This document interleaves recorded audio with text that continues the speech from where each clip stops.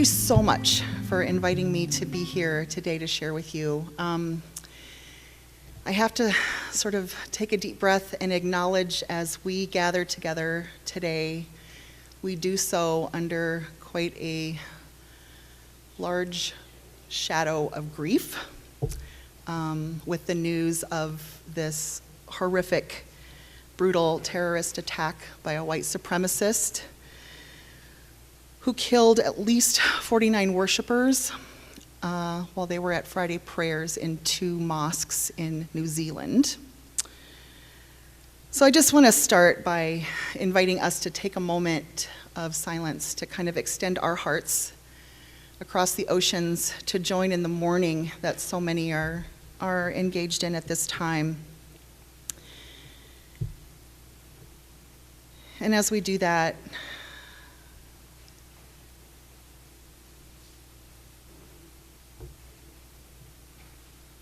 lift up the hope that the spark that was the lives of each one of those people fuel the flame of fire of commitment in us to participate in this project of building a culture of nonviolence. Thanks. The other thing I need to do as we start out is to acknowledge that the space that we are gathered here today in, we stand on land that was stolen from indigenous peoples who lived here first. And sort of despite the genocidal project of the colonial forebears of many of us in this room, they did not disappear.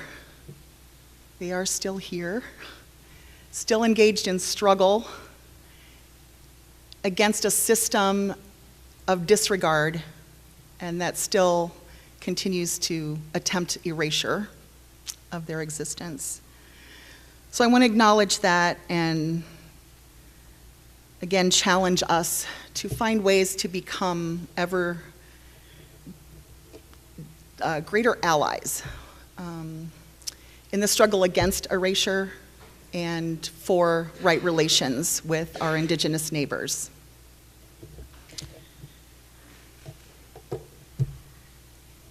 So I come to this gathering not as an academic or a theologian, but just kind of a regular old faith-based activist on what I consider to be a lifelong journey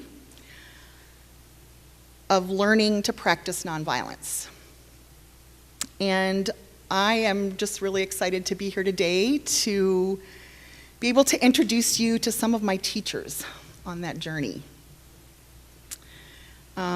Some of these teachers are already very well known and call out to us from the vast cloud of witnesses that have gone before us and upon whose shoulders we stand. So we call to mind teachers like Dorothy Day, who was the founder of the Catholic Worker Movement, who said, "We believe that Christ went beyond natural ethics and taught nonviolence as a way of life, so that when we fight tyranny and injustice, we must do so by spiritual weapons and by non-cooperation. Refusal to pay taxes, refusal to register for conscription, nonviolent strikes, all are methods that can be employed in this fight for justice." And teachers like Cesar Chavez, leader of the United Farm Workers Union, who said, "Nonviolence is really tough. You don't practice nonviolence by attending conferences. You practice it on the picket lines." And of course, teachers like civil rights leader Dr. Martin Luther King Jr., who said, "Darkness cannot drive out darkness. Only light can do that. Hate cannot drive out hate. Only love can do that." Which brings us a particular challenge today, given the massacre that just happened, right? So maybe we can just kind of take a deep breath and dwell in those teachings for a moment together.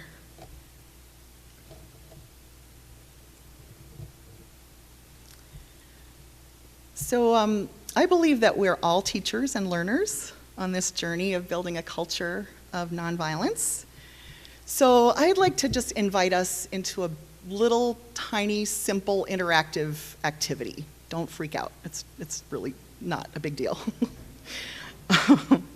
But just a way for us to be able to connect with each other a little bit more here, and help us center into that journey of building a culture of nonviolence with one another. So it's a real simple sentence completion exercise, which we can reflect on the discipline of nonviolence with one other person in the room. So just invite you to pair up with one other person. That might mean you have to move to a different seat for a moment, but you can go back home, to your regular little nest afterwards. Don't worry. And there are no right or wrong answers. So I'll just explain how it works and then invite you to kind of find someone to do this exercise with. So we'll split up into pairs, and in your pair decide which of you will be person A and which of you will be person B. And I will state a question we'll start with person A to complete the sentence, right? Or not a question, sorry, a statement for you to complete. And you'll do that just repeating the statement with a different ending each time for like 30 seconds, right? Then we'll switch, and person B will get an opportunity to do the same thing with the same statement, repeating the statement with a different ending each time, just taking it a little deeper as we go along. And then I'll have a second question, and we'll repeat the same thing, the same process, except that person B will start first, and then person A will get a chance to answer. Is that everyone confused? Totally confused? No? I'll walk you through it, don't worry. So yeah, if you could pair up right now, and then I'll give you an example. So like the first statement is, nonviolence means I cannot blank. And you say the statement and fill in the blank. So it would go like something like this. Nonviolence means I cannot kill someone. Nonviolence means I cannot do harm to anyone. Nonviolence means I cannot, and you just keep going like that for about 30 seconds. I'll call switch, and then your partner gets a chance to do that same thing. Nonviolence means I cannot, whatever that is. And then the second sentence I'll ask us to work with person B going first, is nonviolence means I am free to something, something, something. So for example, nonviolence means I am free to love my enemy. Nonviolence means I am free to explore creative solutions to conflict. Nonviolence means I am free to... So you take it from there, right? So if we could just pair up and kind of center ourselves in this exercise. Again, I'll coach you right through it. It's completely voluntary. You don't have to participate if you don't want to, but I encourage you to just connect with someone around this as we can reflect on this discipline of nonviolence.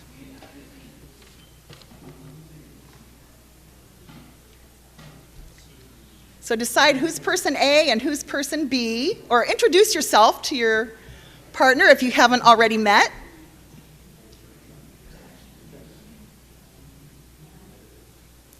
All right, you got your person A?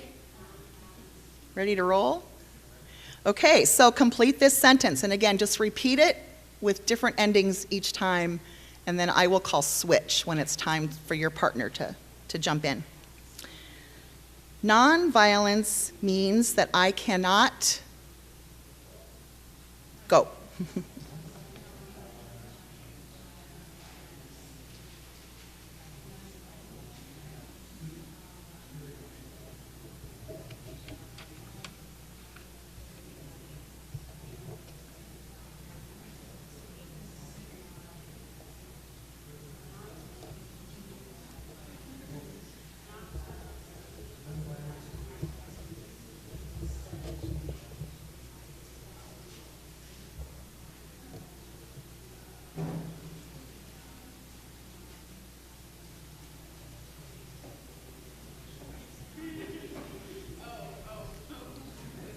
Switch.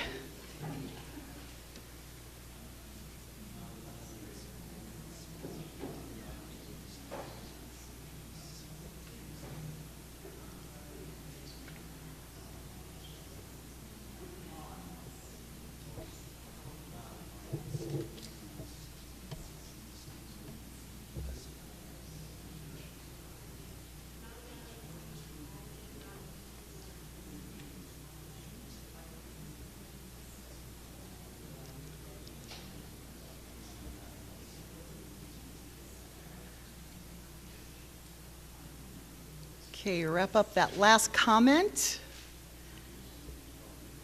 And the same person in your pair, keep going with nonviolence means I am free to what?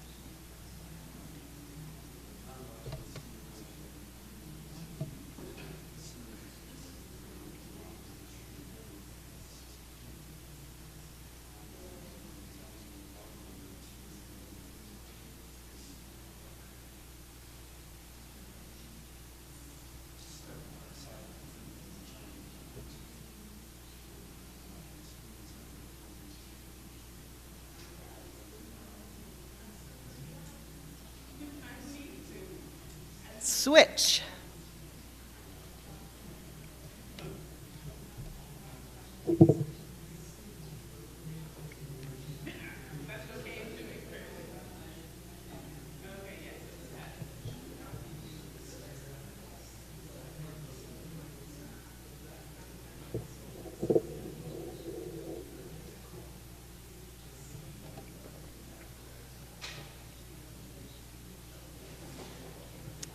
And complete that last thought.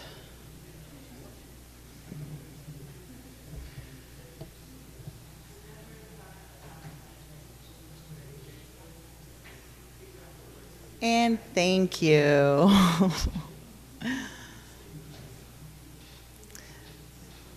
So thank you very much for engaging in that. I hope that kind of just helps us get to know each other a little bit and helps us center, like I said, into that kind of discipline of creating and building this nonviolent culture that we seek to be part of.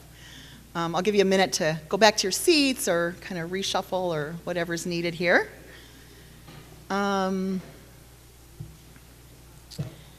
So as Lan mentioned, about 25 years ago, I joined a particular experiment in nonviolent peacemaking called Christian Peacemaker Teams, or CPT. And I'll just say a bit about the origins of that organization, and then go on to talk a bit about the work and what I am framing as the teachings from the partners with whom we work in CPT when it comes to nonviolence.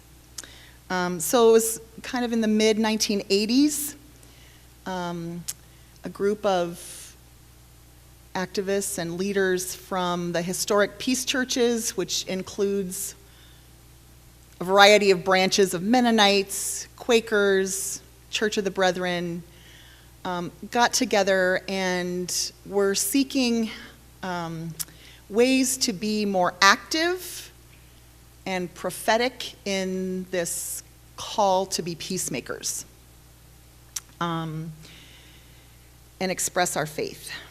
And this was in a context, many of you will remember, throughout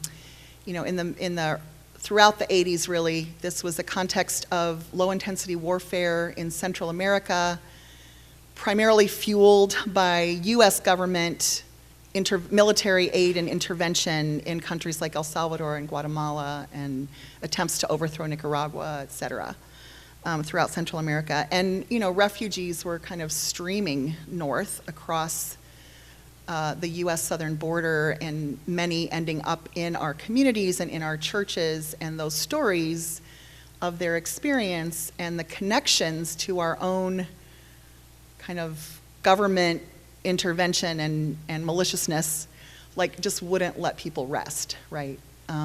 So a lot of groups, and faith-based groups in particular, were working at that time to come up with alternatives. The sanctuary movement originally was born kind of for Central American refugees was born in that time. And a lot of faith-based activism also emerged at that time. And that was the kind of seedbed as well for the formation of Christian peacemaker teams.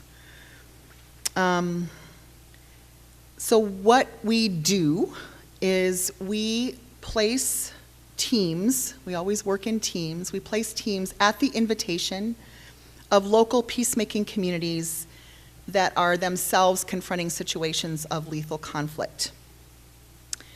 And the purpose of our presence is to support these communities and actually amplify their voices, so that together we can try to reduce the risk of violent conflict in their communities. We understand, CPT understands violence to be rooted in systems of oppression, and we're committed as an organization to undoing oppression, both in our own lives and in the structures of our organization.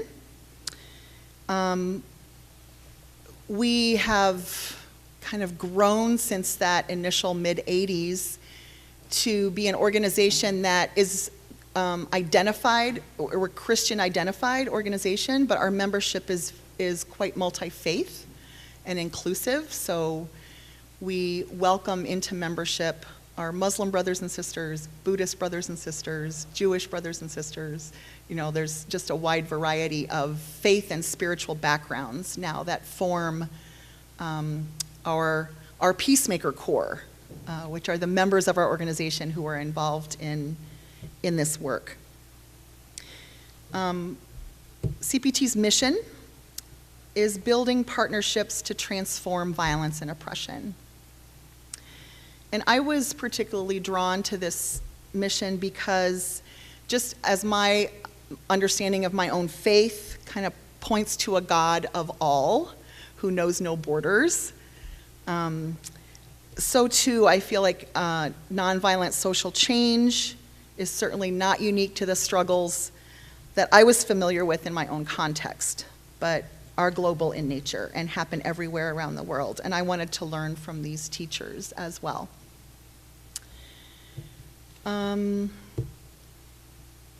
These are the values that guide our work in CPT. We're committed to work and relationships that honor and reflect the presence of faith and spirituality, that strengthen grassroots initiatives, that transform structures of domination and oppression, and that embody creative nonviolence and liberating love.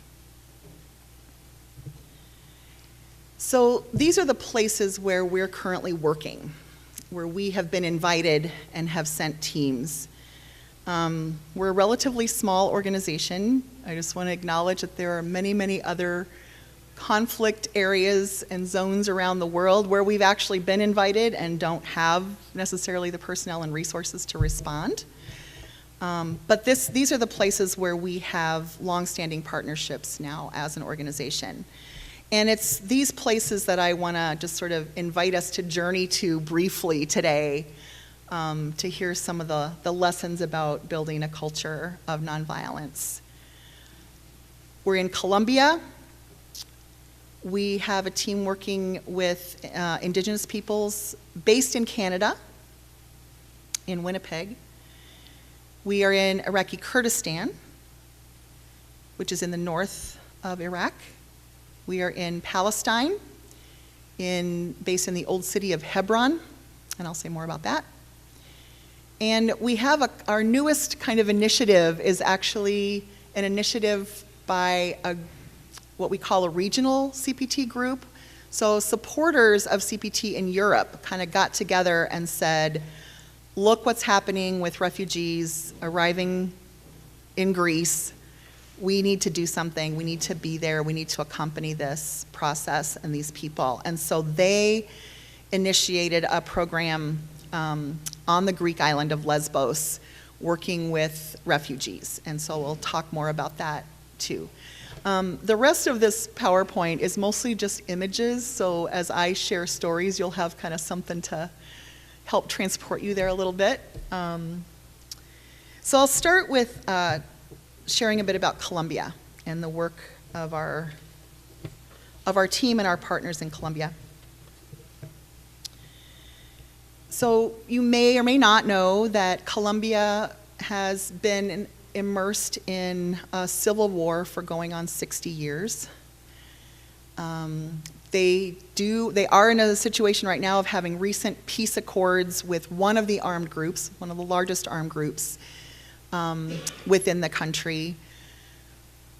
However, there's still a lot of violence and a lot of sort of reconfigured paramilitary activity going on, and communities still feel quite threatened and quite in danger of violence and displacement. So while we celebrate the victories and the disarmament and reintegration into society of some of the armed actors in this long-standing conflict, we know the work is not done, and our accompaniment efforts are not done.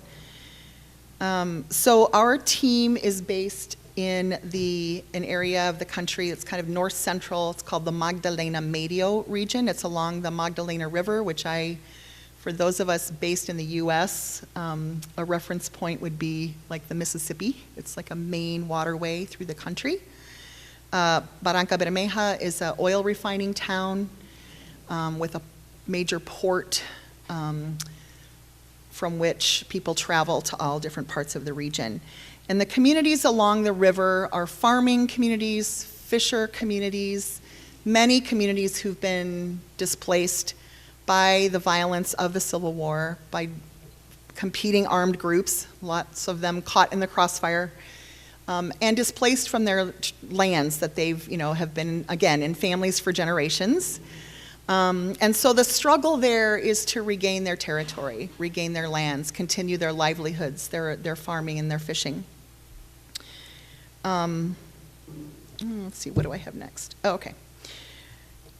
I'm going to just share one story. I'm not telling necessarily the story of the photos here, but I'll try to mention them. But the one story that I want to share from Colombia, I believe illustrates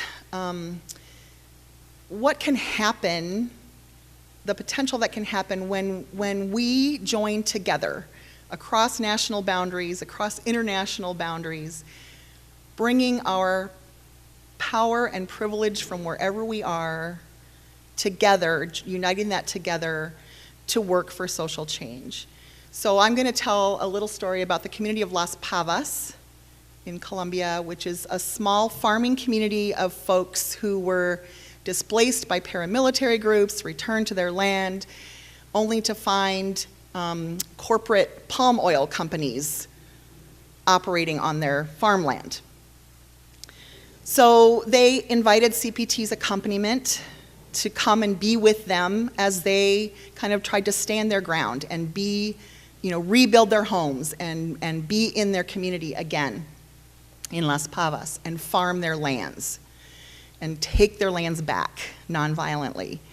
And this is a community that's committed to nonviolence in the face of armed aggression.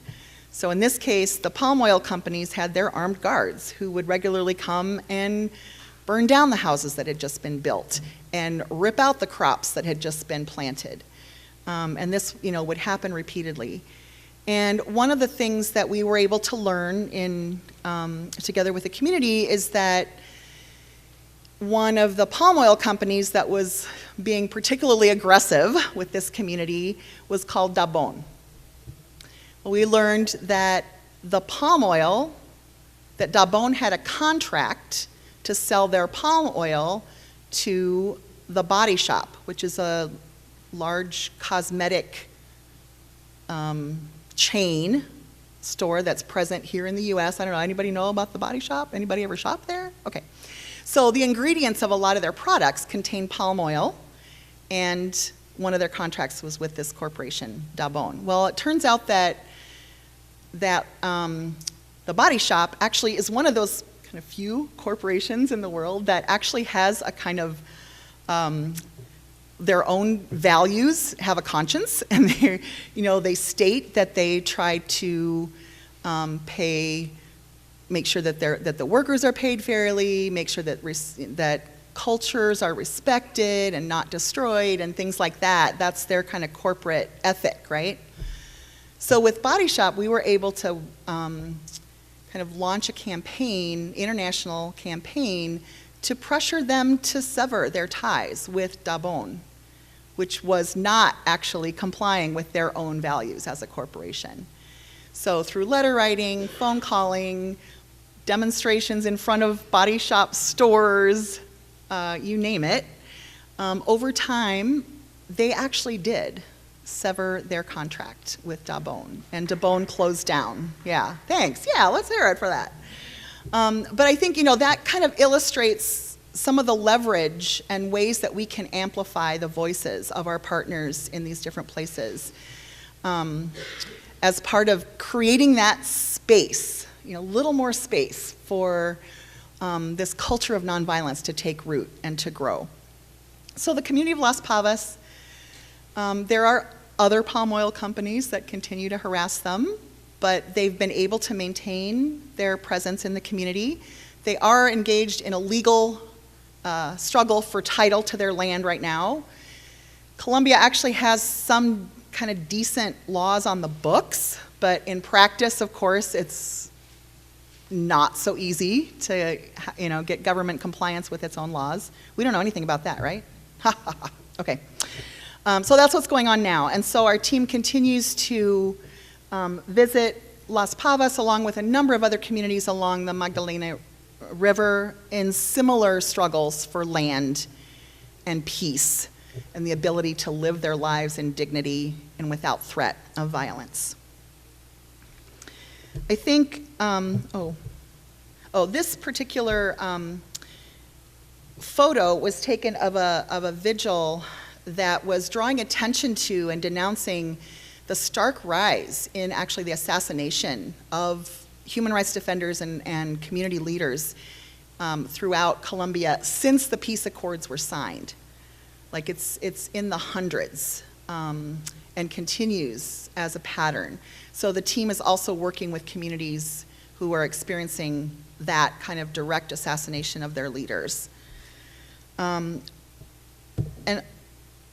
I think it's really telling to think about a country where every single person, really, and every family has been displaced or is a victim of violence or is still searching for someone who remains disappeared. Like, just think of the magnitude of that and what that does to kind of the spirit of a people, right? And yet they sing. And I think one of the kind of profound lessons for me from our partners in Colombia is that resilience of spirit. Through it all, they still sing, they still laugh, they still celebrate. So that's it's a good reminder to me on days like today, especially.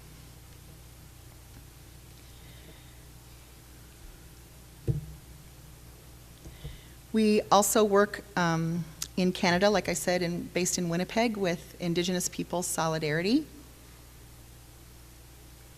Our team there has been engaged in sort of monitoring human rights. I think probably people are less aware of this struggle, but Native peoples, Indigenous peoples throughout the world, but throughout the Americas, in Canada, in the US, continue to face sort of broken promises, broken treaties, government and corporate incursion into their territorial lands. One of the first invitations that CPT received to accompany Indigenous communities was when they set up a blockade of a logging road because this paper company was coming onto traditional territory and clear-cut logging the land and just pulling out all the resources. And the government was allowing it. The Canadian provincial government had a contract with this company, and they were allowed to do it. And the Indigenous community was not consulted. They did not consent to that kind of activity on their land, and so they set up a blockade so that the trucks could no longer come in and out to extract the forest, to kill the forest, and destroy their hunting grounds and their means of livelihood. So CPTers accompanied the community on that blockade for months and months and months, and years actually. It was continual. It was not just seasonal, it was year-round. In Kenora, near Winnipeg, Manitoba, which I call Winterpeg, Manitoba, it's very cold. But the people's resilience and determination to see justice, again, won out. The logging stopped on their land. The corporation was no longer permitted access to their traditional territory. And negotiations continue. Again, it's a never-ending story. But for now, the logging has stopped. We can applaud that again too, right? But I think, the ongoing sort of, oh my goodness, just assault on Indigenous rights and assaults to their territory continue. So the latest work that our team has been involved in there, some years ago, it hasn't been very long, but some years ago, the United Nations adopted a Declaration on the Rights of Indigenous People. And Canada has become a signatory to that declaration. And so there's been a recent campaign to enshrine in Canadian law compliance with what's UNDRIP, the UN Declaration on the Rights of Indigenous People. So it's called UNDRIP. So our team has worked closely with Indigenous communities to promote and advocate for the passage of that legislation to make sure that Canadian law is in harmony with what's laid out in that declaration. I think one of the lessons to me from our Indigenous partners really is about kind of the unity of all creation and the reminder of how clearly harm to one is harm to all of us. So that's another takeaway, I think, that I'd like to offer for today. I know our time is running out, and I've got 3 more projects. This is, so Indigenous communities, in addition to the legislation, there's mercury poisoning in their river that is ongoing and a struggle that they're engaged in. Their pipelines, threaten to oil pipelines and the tar sands stuff going through their, again, traditional lands without their consent. So there's constantly struggles. And so this is an encampment that CPTers were also able to partner with and join in defense of the land against Line 3 pipeline. So this is on the border between the US and Canada at the Spirit of Buffalo camp. And I mentioned the mercury contaminated water. There's ongoing actions to get the government to clean up the waters that were damaged for generations, and that Indigenous people bear the brunt of those consequences. The birth defects, the illnesses that they continue to suffer because of kind of corporate dumping into their water source. Unity of all creation, harm to one harms us all.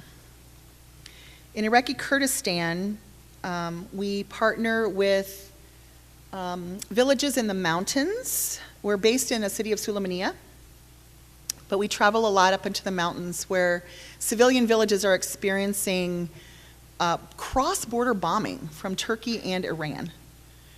And there are armed fighters in the mountains around these villages, but these are civilian villages of farmers and shepherds that are being bombed as a result of this, military campaign. And it's Turkey flying across its international border and bombing inside the borders of Iraq. So our team is engaged in, again, sort of taking the testimony and the stories and amplifying the voices of these partners in Kurdistan. You can see the remnants of some of the shells that were, artillery shells that were rained down on this village in Kurdistan. And I guess I just wanted to share, this is one of the more recent incidents that our team went to document. And this is a quote from the father, Jawahira Khan, who said, "We want everyone to know how the Turkish military killed our son, Himdat. You must help us to tell the world." And I think, that, again, that is an illustration of kind of one of the lessons, again, about the work that we're able to do, is that link of global responsibility. So, team members, our team members in Kurdistan right now come from the US, from Australia, from Poland, and from Kurdistan itself. And so, what are all of those networks that we can access to get these stories out and to tell this man's story about how his son was killed?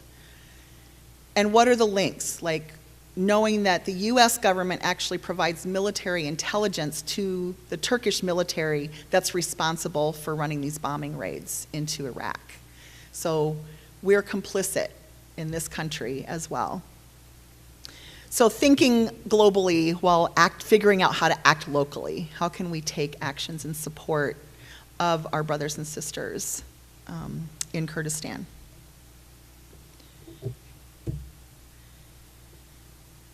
One of our longest standing presences and partnerships is in Palestine. I mentioned that we're based in the city of Hebron, which is where the historic tomb of Abraham and Sarah is located. It's a kind of sacred place for kind of all three major religions in that area.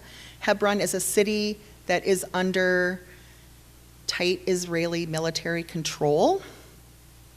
There's about, my numbers might be a little off, but roughly there's about 400 Israeli settlers who've moved in to live on land that was confiscated from Palestinians. There's about 30,000 Palestinian residents in the old city of Hebron, which is where we're based. And there's about 4,000 Israeli soldiers stationed there to protect these 400 Israeli settlers that live there. There are checkpoints everywhere. Kids have to walk blocks and blocks out of the way just to get to school every day because roads are closed to Palestinians and are only permitted for Israeli settlers to travel on. And people are stopped at random to have their IDs checked. They can be detained for hours standing in the sun at the whim of Israeli soldiers. There are, I can't even remember how many children are held in detention by the Israeli military. Occupation is brutal in Hebron as well as other places throughout the West Bank and Gaza. And I just actually heard Israel has started bombing aerial raids on Gaza again in the last day or two. So CPT, again, partners there with Palestinians. One of the main things we do is actually just walk kids to school past these military checkpoints that are actually quite intimidating and a little terrifying, to help them get through so that they can continue their education. And even then, we're able to document but not always prevent the violence that happens to Palestinians. There's an alarming number of children who are being held in prison by Israel. And again, the nonviolent resistance on the part of the Palestinian community is just amazing and so instructive, I think, for us. So one of the main lessons that I feel like we learned from our Palestinian partners is sumad, or sumud, I guess. My Arabic is terrible, I don't know how to pronounce it, but I know the translation. It means steadfastness.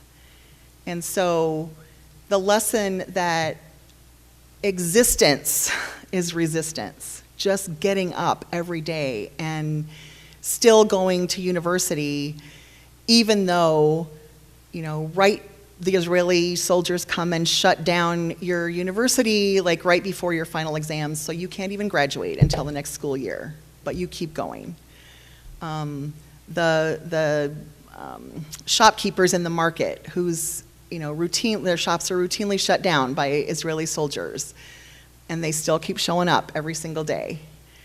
The school kids who keep going on regardless. So just everyday living, trying to carry on everyday life under occupation is a form of resistance. But it's not enough, right? Our Palestinian partners tell us existence is not enough. We want to thrive. We have a right to dignity and life, a free life, not under occupation. And so that, again, is the space that we try to help create, the stories that we try to help tell, the voices that we try to help amplify in the world, so that we can all take actions of support for building that culture of nonviolence.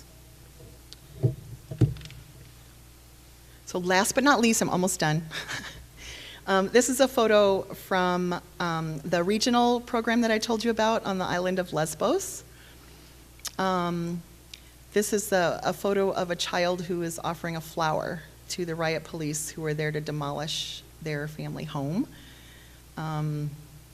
So the team there in Lesbos is small, it's only 3 people, but they accompany refugees in nonviolent protests against unfair treatment. There's a lot of prejudice and horrific conditions in the refugee camps. The team also participates in Night Watch, which monitors the vessels in the Aegean Sea and welcomes the refugees as they newly arrive on Lesbos, documents the stories, the human rights violations that the refugees both are coming from and experiencing on the island of Lesbos. This is a photograph of them meeting one of the boats of newly arrived refugees. And I think what we hear from the voices and the stories of these folks in Lesbos, the reasons that they left their homeland, and they vary. There's people from all over the place who arrive in these refugee camps in Lesbos. So their stories are different, but they're all essentially stories of courageous love, of escaping horrible situations of violence only to come and experience more violence in the refugee camps at the hands of Greek authorities and the international community that refuses to welcome them and give them safety. So the stories of courageous love are another instructive piece, I think, for us as we seek to continue participating in creating this culture of nonviolence. So I guess just to recap some of the lessons, and then I'll open it up for questions. Resilience of spirit, the unity of all creation, thinking globally while acting locally, steadfastness in the struggle, and courageous love. So I hope you can receive those teachings from our partners through our work in CPT.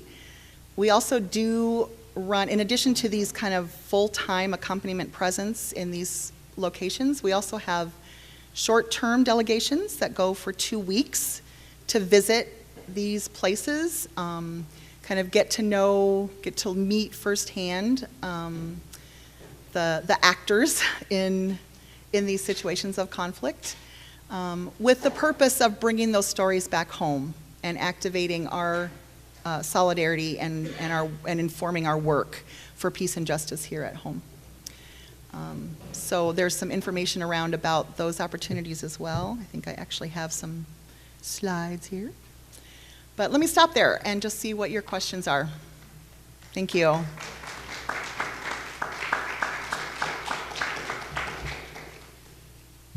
Yes? As we spoke before the talk, there's also secular people involved. Yep. Bob Name is very secular. Jeff was in Hebron for quite a few months. Years, actually, yeah. What's that? Years, actually, yeah. But I'm curious about what you have to say about Colombia, because this strikes me as the patriotic union settlement all over again. People don't even talk about that on the left. There was an earlier settlement that was betrayed. That's right. In the same incremental fashion. And there's one thing also in that region that I wanted to just, there's no reporting on it at all, which is that over the decades, many Colombians fled to Venezuela. Mm-hmm. And some of these returned refugees are really re-refugees. They're people that have gone back. We're hearing them add it all up in very mysterious ways, and I don't trust anything that I'm reading about the situation at all.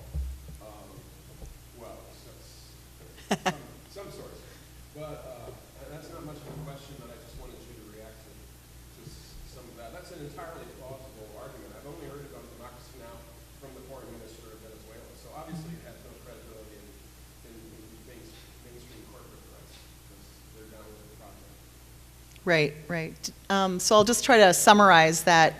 So 2 points. One is that the current peace accords in Colombia ring very much, it seems, like an early historic accord that ended up, just slaying hundreds of thousands of Colombians. So it was a real betrayal on the part of the government, and actually led to, the continued uprising and the extended civil war there. Is this chapter 2 of the same kind of situation? Is essentially what was being raised, and certainly that is, what many Colombians are reflecting on.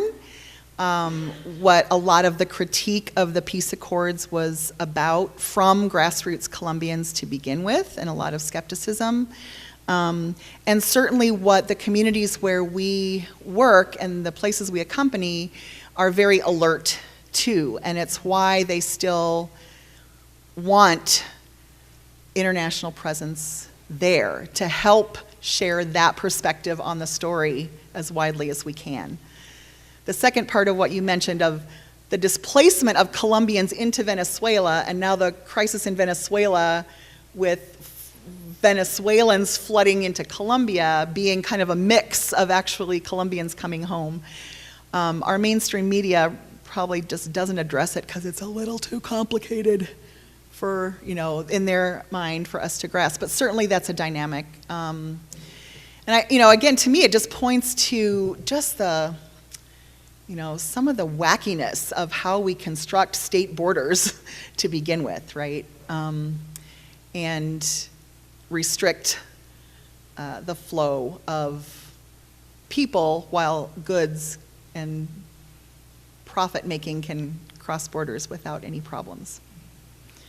But yeah, that certainly reflects our understanding of a lot of what's going on in Colombia right now. Yeah. First of all, I admire very much the work that you do. I was familiar with the group in Hebron in 1997. Wow. Oh, wow, that goes way back. What kind of initiation or preparation do you have before you go into an area?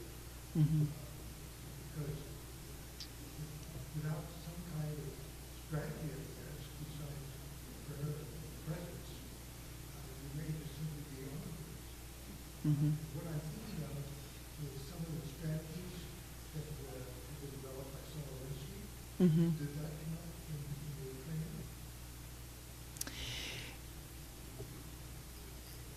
in your training? Yeah, I mean, sorry, oh, I should repeat the question. So the question is basically, what are some of the strategies that we use in training and preparing people to do this work of accompaniment in other places? And I think, our training is a month long, so for a lifetime journey, that's not very much. And certainly, our counterparts in the military receive a lot more training than that to do what they do. But because it is a sort of life learning process, we try to plant the seeds in our training. And we look a lot at undoing oppressions and that framework to guide our relationships and our work on the ground. We do look at histories of nonviolent struggle, and we engage and participate in nonviolent direct action during our trainings. We're looking at and paying attention to the spirituality that grounds us.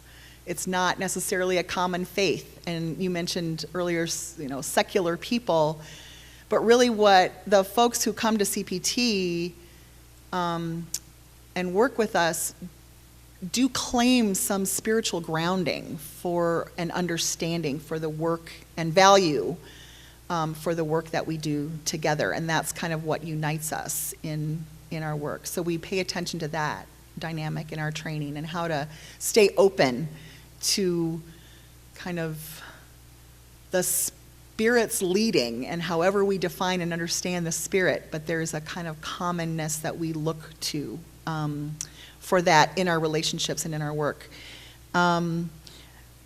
Specifically, do we kind of teach Alinsky-style organizing? Not directly, but certainly people who are part of CPT individually may come with some background in that and bring that to the work as well.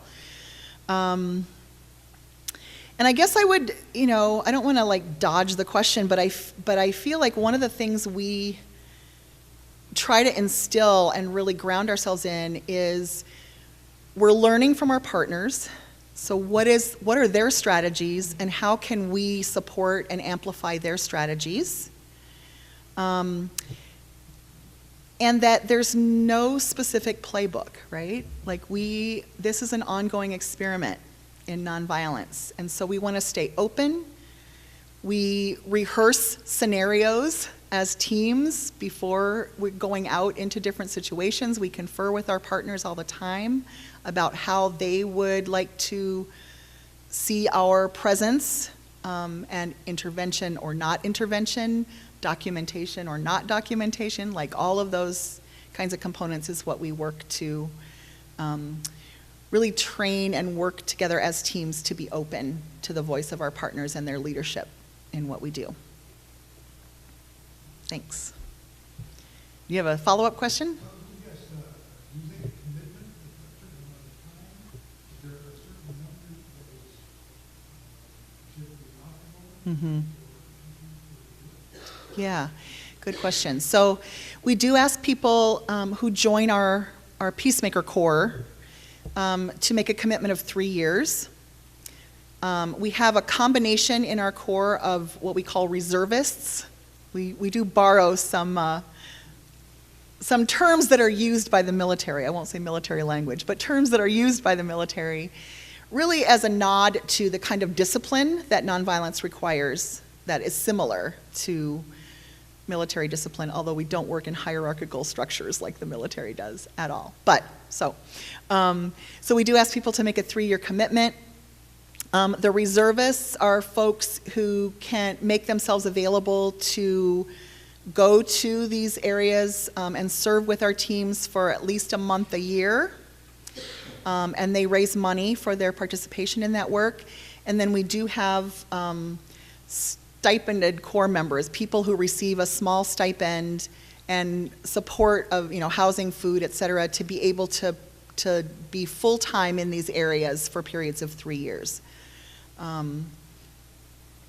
And those, we say we need a minimum usually of 4 people to make a team.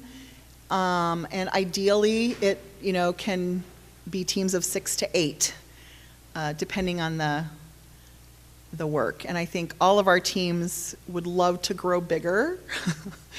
And that's possible as resources are available. And we certainly have invitations beyond what we're capable of responding to at this point. Yeah.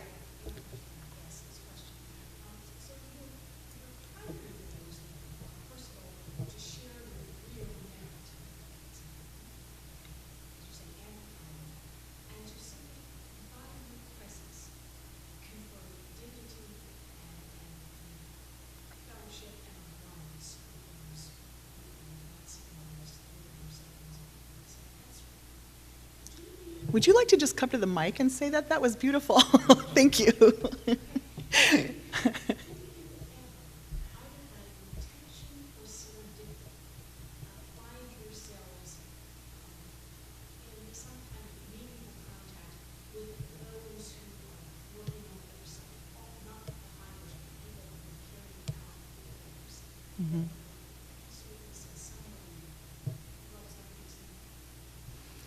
Daily, I would say. I mean, yes, a lot of what we're asked to do by our partners in Palestine is to engage with those soldiers. And again, sort of try to create some space for recognizing the humanity of all of us. Yes.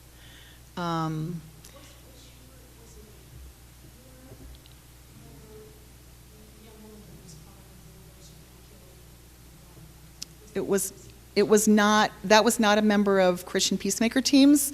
That was a member of the International Solidarity Movement, Rachel Corey. Yeah, was right. Yeah, it was in a different part than where we're working, although number of members of Christian Peacemaker teams worked with Rachel and or knew Rachel. And our teams were engaged in very similar work at the same time in the Hebron district. That was a time period when Israel was bulldozing countless Palestinian homes, and more than once CPTers were engaged in the very work that Rachel was of sort of occupying these homes to try and prevent the bulldozers from moving in.